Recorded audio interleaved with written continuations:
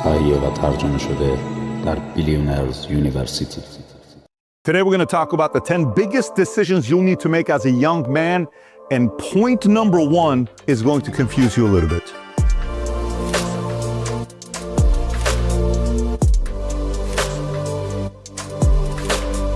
All right, if you get value out of this video, give it a thumbs up and subscribe to the channel. And I'm going to show you a chart that if you want to get all the notes I have, be sure at the end to go to PBD Entrepreneur Circle on Manek free. We'll give you the PDF. Let's get right into it. Number one, first decision you have to make is how selfish do you want to be and for how long? Let me explain. When you look at this chart, many years ago, I'm working with my guys in the insurance company, and I'm watching the brokers that are very good at developing newer brokers. And I'm watching guys who are horrible at developing new brokers. And I kept going and saying, maybe they're not good with people. They were. Maybe they're not very good in this business. They were. Maybe they're not very good salespeople. They were very good. Some of my best salespeople I had weren't good at developing others. And then I would go over here. Some of the guys that built some of the biggest agencies weren't the best salespeople. They weren't necessarily the most talented people. Some of them had terrible accents. But this score, when it comes down to how selfish they were, they had the right mixture of selfless and selfish. By the way, this is not to say being selfish is bad. You're gonna see when we go through this chart, and this is the graph we finally came up with. Here's what it looks like. When a person is 100% selfish and 0% selfless, this is a criminal. This is a danger to society. When everything in the world revolves around you, you're the worst person to be around. You're horrible for society. When it's 90-10, you're a narcissist. Everything revolves around you, but you still don't commit a crime because you want to make sure to be able to enjoy your life. So you're not going to commit a crime because it's all about you, right? 80-20, these are solopreneurs. These are the guys that want to have a laptop. They want to go somewhere and be like, hey, I'm in Thailand, I'm working, making $7,000 a month. Look at me, I don't need anybody's help. I'm doing this by myself. Solopreneur, net positive to society, pretty good life, but it's around mainly what they want to do. That's the 80-20 split. The 70-30 is the perfect split. These are kingmakers. These are drivers. They're 70% selfish because they have big goals. They want to go do big things. They have certain aspirations in place, but they're selfless enough to understand you can't do it by yourself. You need to develop other people. You need to sit there and develop this person's identity and say, you're capable of doing this. You need to go out and find the right people around you. 60-40, this is a synergist. This is somebody that gets everybody to be able to work together. This is one of the most valuable assets in any company is to have synergists. 60-40 split. They're still selfish. They still want to move up. They still would like to want to be a VP. One, they would like to be a C-suite executive. They would like to be financially free. But they're still about building the team and bring everybody together. Then you got the 50-50. These are the advisors. They're thinkers. They sit on the board. Well, I think we need to. They're not the biggest doers, but they're thinkers. What if we did this? What if we did that? What very inquisitive questions that they ask, but they're not the ones that get the job done. Then you got 60-40 good team members. Then you got the 70-30. They're selfless, 30 selfish. They're somewhat passive. Oh, do whatever you want to do. It's okay. It's okay. A little bit on the passive end. They're not net positive to companies, society, sports teams. Then you have the 80-20, indecisive. All they want to do is conform, make everybody around them happy. Again, problematic. 90-10. These are weak-willed. They're scared, somewhat cowardly. And then the 100% selfless, 0% selfish doesn't exist. So now why am I showing this to you? Here's what's crazy. Generally speaking, it's not always the case, but generally speaking, the younger you are, the more selfish you are. And the older you are, the more selfless you are. Why? You have more to lose. You have a wife, you have kids, you have grandkids. So you're thinking about what your kids are doing. You're thinking about what your grandkids are doing. You naturally evolve into being a selfless person. If you're 50 years old, 45 years old, single, no kids, the world revolves all around you, you have a very high selfish score and everything is about you. You may think you're living a great life, and you may be somebody that doesn't commit crime, you have some money in savings, you're doing pretty good for yourself, But the reality of it is that the life you want to live when you're 45? At 25, I get it. 30, maybe. 45, probably not. You may want to make some changes in your life. By the way, we're getting close to the end of the year. This whole thing I'm showing you, this chart, is on page 184 in the book, Choose Your Enemies Wisely. If you've never read the book, Choose Your Enemies Wisely, I wrote this book a couple of years ago. It's all about how to put a proper business plan together based on 12 building blocks, 6 logical in your business plan, 6 emotional. This is the right time to order this book and the audiobook to prepare for 2026, which is around the corner. So if you haven't done that yet, we'll put the link below for you to be able to go order that book for yourself. All right, next, number 2, whose bus to get on. We don't like the word follow, but the reality is everybody follows somebody. I follow people gladly. And the younger you are, it's very important to choose whose bus you want to get on. Very, very important. We're at our event at MGM Grand Arena. Coach K is there, one of the greatest college basketball coaches of all time. He gets up on stage. He's being interviewed by Matt Sapali. He tells a story. He says, when I was younger, I'm out there playing basketball. My mom says, hey, Mike, come here. I got to talk to you. What's that, son? Always remember, be very careful whose bus you get on. It's like, what do you mean, Mom? Be very careful who has influence over your ear. Meaning, who do you follow? How does that person live? What does their personal life look like? How do they look like financially? How do they raise their kids? Are they net positive to society? Do they have victim mindset? Are they always blaming somebody else? Are they taking responsibility? Are they leading? You know what's better for you, but sometimes it's easier to listen to somebody that's like weak and blame, and it's your mom's fault, and it's your dad's fault, and it's this and it's that. If you choose to get on the right bus, follow the right person, you're gonna have some success in your life. Now, the second part that Coach K's mother said is, if you are eventually leading a group of people, you have to be very careful who you let on your bus. So 2 things. Whose bus do I get on? Who do I follow? And who do I let on my bus? 1 is who's in your ear. 2 is who's on your team. And the people that are on your team, they're gonna be either pulling you down or pushing you up. It's very simple. Any environment I've grown in where I've seen people develop, there's a leader picking people up and there's people here that are pushing people up. Or the bad environments are the leader doesn't help anybody out and the people are pulling others down. So you have to be very, very protective of who you let on your team. 1 bad apple can destroy an entire business, company, sports team, whatever it may be. 1 bad apple can destroy. Number 3, you got to get clear about your philosophies in life. And what are we talking about philosophies in life? When I was younger, I would go to a Bible study with this one man in Pasadena, and he was very good about talking about with Socrates and Seneca and Stoicism and Aristotle and all this Aristotle's understanding of what a friendship was and all these other things. And then we would bring in faith in it, and it was great conversation we would have every other Friday night in Pasadena from 6 p.m. to 2 o'clock in the morning. And we were really talking about philosophies of life. How many kids do you want to have? What do you want to do with your family? And so the philosophies of life is, what is the definition of success? Okay?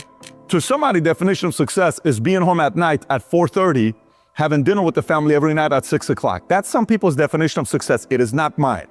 To some people, the definition of success is being a cop and having a pension plan and you retire at 55 years old and you can go hunt and do whatever you want for the rest of your life. That's somebody's definition of success. It's not mine. It doesn't matter. You have to identify what is your definition of success. Man, as long as I got money and I can stay home and relax, that my definition of success, the less I work, the better it is. Somebody else's definition of success is, man, I want to contribute. God gave me all these talents and I want to find a way to contribute to society.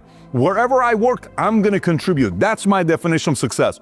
You got to get clear on this, and this journey of identifying that's going to take a while. Next one, faith. Why is faith important? Faith is very important. When I talk to my boys, I look at them and I say, listen, guys, what's a more important relationship to you? You guys with me or you guys with each other? And they'll say, us with you. I said, nope, it's the 2 of you guys together. Why is that? You guys are going to be in each other's life longer than I'm going to be in your life. You're looking at your best friend in life. God gave you your best friend, and that's your brother, and that's your sisters. That's your best friend in the world. You guys got to find a way to be good with each other. But I tell them, are you ever alone by yourself and I'm not around, you're scared? Yeah, what do? I don't know, Daddy. You pray. That's when you lean on God. That's where faith comes in. there's going to be many moments in your life where you don't know what to do. You're like, man, am I going to be able to do this by myself? You have to pursue your faith. For me, I became a Christian man January 21st of 2004 when I gave my life to Christ. That was for me. I lived the life of an atheist for 25 years. I used to go to I used to go to Scientology Bible studies. I used to go to Los Angeles Church of Christ. I used to study what LBS was with Joseph Smith and things. I used to study Seventh-day Adventists, Jehovah's Witness, Christianity, Judaism. I used to study this because I wanted to find out what role faith was going to be in my life. I wanted to do something big, and I knew I couldn't do it by myself. So this is something you have to pursue on your own. Number two, how to vote. Okay, young man, how do you vote? Do you vote Democratic? Do you vote Republican? Do you vote Independent? Does your vote matter? I don't think my vote matters. Who cares about my vote? My friend tells me my vote doesn't. My dad tells me, why would you even vote? Nobody's even going to care anyways. You only have one vote and there's 150 million people that are going to be voting in America. Why would you vote? It's a waste of time.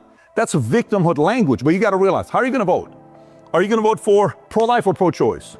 Higher taxes or low taxes? High regulation, low regulation? Big government, small government? Strong military, weak military? More entitlement, less entitlement? How are you going to vote and why? By the way, I'm not going to tell you how to vote right now. I'm going to tell you it's your job to go and pursue and watch a bunch of debates and make a decision on how you choose to vote in life. That's one of the philosophies in life. The next one, relationship with money. What does money mean to you? I cannot tell you how many people I met, whether they make 10 grand a month, they're broke. They make 100 grand a month, they're broke. NFL pays them $300 million, 10 years later, they're broke. The relationship with money is understanding what this guy is. What is money to you? Is it something you get to spend?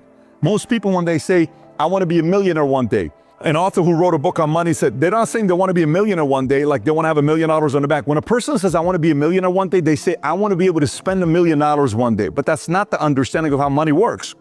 This means a soft pillow. This is a tool. This allows you to invest into your kids. This allows you and your wife to have good times together. This allows you to live in a secure area. This allows you to take care of your family when they're going through difficult times. This allows you to contribute to society, to certain charities you want to support. This is the relationship with money. I'm not going to tell you what to do. You have to be in a pursuit of getting a clear understanding of a relationship with money. By the way, you make fun of people with money, you will never have money. You make fun of people ahead of you that are doing better than you financially, you will never be rich because money is not attracted to people like you. If you respect and lift up other people who won, money is going to say, you know what? This guy's got the identity who can handle people like me, wealth. I'm going to give a little money to him. And then more, boom. And then more, he got arrogant now. I'm going to go to another person. Very simple. Okay, but this as a tool. Nothing more, nothing less. And when it comes down to philosophies, when do you fight? When do you walk?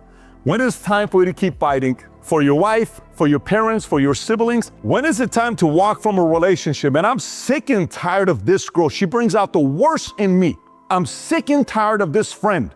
First, he's smoking cigarettes when he was 16. Then he's drinking beers at 18. Then he's smoking weed at 17, 18. Now he's doing cocaine. Now he's doing special K. Now he's doing ecstasy. Now he's doing everything.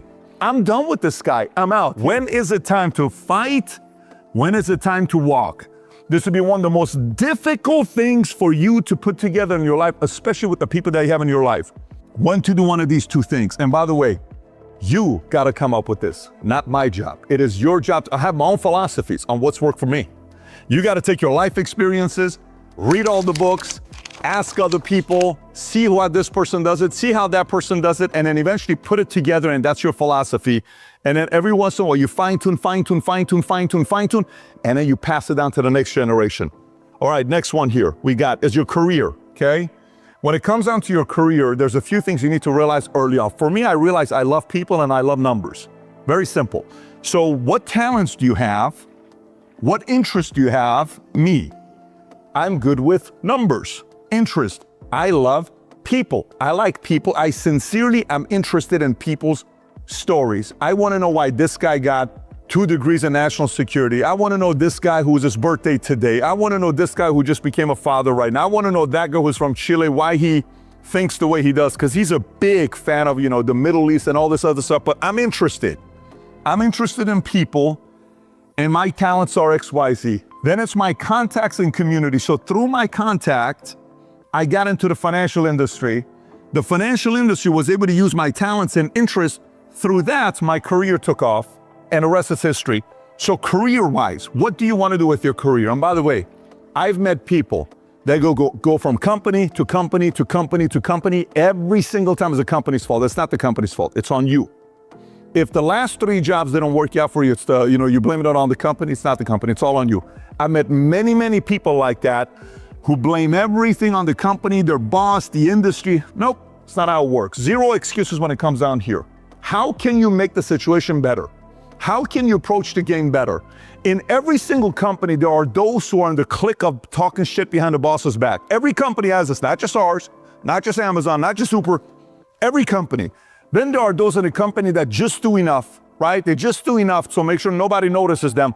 Then there is the guys that are like, I've showed up, I'm gonna work, I'm gonna represent, I'm gonna do my part, I wanna give back, I wanna make sure everything I can do to make this company better. They get noticed, they get elevated. Does it happen every time? No. Does it happen the second you do it? No. Sometimes it takes 3, 6, 12 months, yes. But eventually the market's gonna be like, who are you? You're getting promoted. Come on, we wanna give you a different opportunity, right? And sometimes you're gonna raise your hand.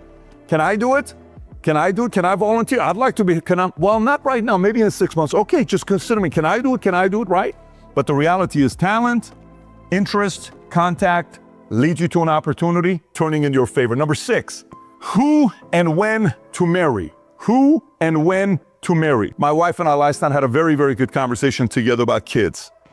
And we both would love to have more kids. The other day, we're having dinner with our kids, and our kids are begging for another kid. And trust me, we want it. But the 4th one was very difficult on my wife. So last night, we kind of having that conversation, which is kind of like, she's telling me, just, babe, you realize the next time, because Brooklyn came in our bed last night and she's just laying next, she's the best. She kicks me, does everything, slaps me in the face, doesn't bother me at all, right? She said, babe, you realize the next time we experience something like this is probably going to be in the next 15 years when our oldest decides to have a kid at 28 years old, God willing. That means we're not going to experience this for 15 years. Such an emotional moment. Why? We love kids. It's awesome. Yes, it's some difficult days, but it's unfreaking believable, right? So who to marry? You got to make sure you marry somebody based on set of values. You got to marry somebody that the temperament matches yours. You see how I am. There's plenty of documented hours of me talking. You know my temperament. I used to date a girl just like me, Italian. It's not going to work. So temperament, then personality type. Kind of goes together. Does it match yours? Does it complement yours? Pace. Can she go at your pace? Do you want her to go at your pace? Do you want her just to support? How many kids do you want to have? Do you guys want to build a family based on the same values and principles? Who knows? Yes, no, maybe. But the reality of it is who and when. Some want to wait till later on in life. It's your choice. Some want to have it early on. It's your choice. And these are things like, I was 23 years old. I knew for a fact I wasn't ready to get married at 23 years old. I was still going to clubs 6 nights a week. I was on Las Vegas. I can tell you, every single one of the clubs I would go to, Monday is the only night I would take a break, but every other night I was on a club. It was either Monday or Tuesday. It's been so long, 26 years. Monday or Tuesday was my break. Every other night I'm at the club. Every night I'm at the club. And then one day I'm like, I would never let my daughter marry the 23-year-old version of PBD. And I changed. And then from there, everything started changing for my life as well. But who to marry and when to marry. 7, being a father. How many kids? How to raise them. I'd like to have a lot of kids, but I got 4 right now, okay? We're blessed with our 4 kids that God's given us. How many kids do you want to have, okay? You watching this, how many kids do you want to have? 1? I don't want to have any kids. I just want me and my girl to enjoy each other's company. It's what we want to do. All right, so guess where you are? You ready? What community are you part of? You are part of the solopreneur parent. It's all about you guys enjoying each other's company. I don't want to give back. I just want to be just the 2 of us. No problem. It's your choice. It's not my choice. I'm not judging, but that's where you are. A part of us being here, God gave you life. You're one of the few trillion people that made it. Okay, you're runners that's going around. You made it. Congratulations. Guess what? What are you going to do with that gift? And how are you going to pass that knowledge, wisdom you have to somebody else, a child? So how many do you want to have? My philosophy was, you raise 1, they're too spoiled.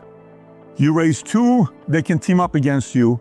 You have 3, one of them's always going to be on your side. I'm going to check the other 2. So always have 3 or more. But you have to choose this. How many kids and how you want to raise them based on what? The philosophies that you want to raise your kids with. How many and how you want to raise these kids. What kind of a connection do you want to have with them later on in life? Your dreams. Very important. The moment you no longer have dreams, you're just cruising casual, you're content, putting on weight, you know, nothing crazy. Every time people are around you, you're yawning too much, you're relaxing, you're this, and it's okay. Everything's going to be okay. If you're in the game, you know your short-term goals, long-term dreams, what your dreams are with your family, what your dreams are with travel. Man, I haven't seen Monaco yet. I want to go see Australia. I want to go to Russia. I want to go to Armenia. I want to go to Brazil. I want to go to Canada. Great. What places do you want to go see around the world? Kids, dreams. I want to be able to do X, Y, Z for my kids. One day I want to have a kid. I want my kid to run for office one day. I want my kid to play baseball. I want my kid to be in business with me. Money, dreams, house, cars. You know, you have all these other things that you're looking at. Church, charity, contribution, politics, your dreams. I want to run for office one day. I want to be able to become the local mayor, hypothetically. But this, the heavier this is, it's exciting. It's juicy. I want to be an executive one day with the company I'm in. I want to own a share of XYZ. I want to own a piece of XYZ. Whatever this may be. I want to have a lake house. Those things are important. If you write these out, this energizes you to go long term. Number 9, where to live. Nowadays, everybody's like, oh, it's hard to leave New York. I don't want to live. The other day, I'm at my cigar lounge. 15 Armenians show up to our event. The cigar lounge called Boredom. If you want to learn more about it, we'll put the link below. We're at the cigar lounge. Eric Trump is doing a podcast. Members only, they get a chance to meet Eric Trump. 15 Armenians show up. What are you guys doing here? Well, I watched your video, 10 reasons why to move to Florida. So we moved down here. Are you serious? Yeah, where do you live? Boca, Miami, Fort Lauderdale. No shit. Yeah, that's awesome. Conversations. A bunch of families moved here from Canada. Why are you moving? Well, let me tell you why we moved. Because we were sick and tired of the taxes and regulation.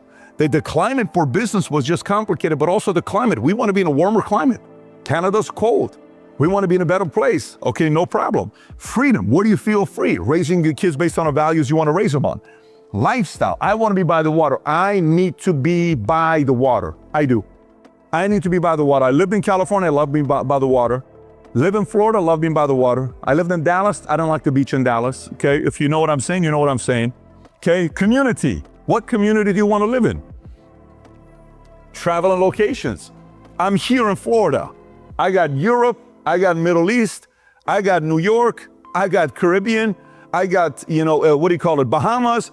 I got I got everything this way. Guess what? Travel and locations that you got to be looking at. And by the way, you have to also realize everywhere you live, there's a price. California earthquakes, Dallas tornadoes, and the weather shuts down winter.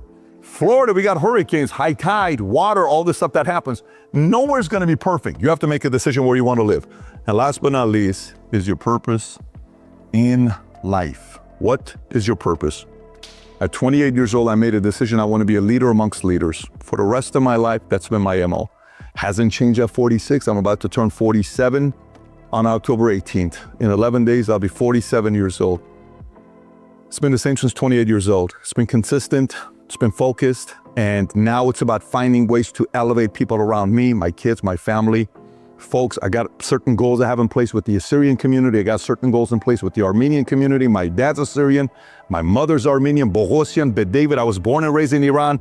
I got certain things I like to see happen with the Iranian community. And of course, the country that changed my life, America. Greatest country in the world, in my opinion. So purpose, what is that purpose for you?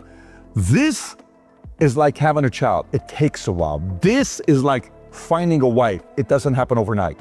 Don't expect to watch us and say, why can't I come up with my purpose tonight in 3 hours? It doesn't work that way. If you're in pursuit of this, you read biographies, you read autobiographies, you watch documentaries, you study certain people that did big things in life, and you're like, I want to see what Joseph Kennedy did.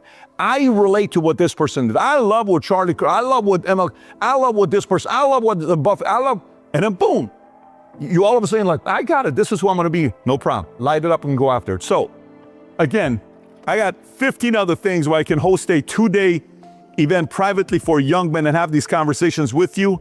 But this is a brief, here you go, look at this here. This is what I wrote here, like back in the days, except I don't have ink all over my clothes.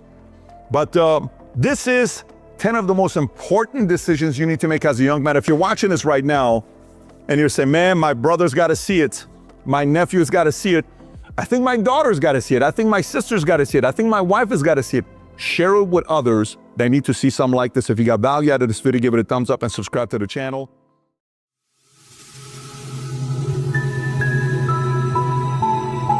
تهیه و ترجمه شده در بیلیونرز یونیورسیتی.